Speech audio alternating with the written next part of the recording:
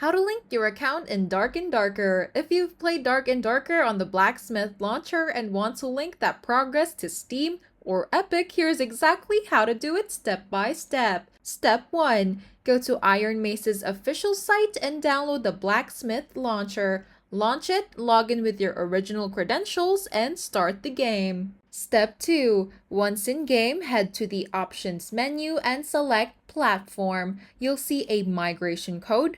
Note it down or copy it. Step 3. Close the game, then open it again through Steam or Epic Games, depending on where you want to link your account. Step 4. As the game starts on your platform, you'll be prompted to enter your migration code. Paste or type it in, then click Link Account. Step 5. The game may close or show a confirmation pop-up. Just restart it on your new platform to finalize the link. I hope this video helped you. If it did, feel free to like and subscribe. It really supports the channel. And if you've got a question, just drop it in the comments.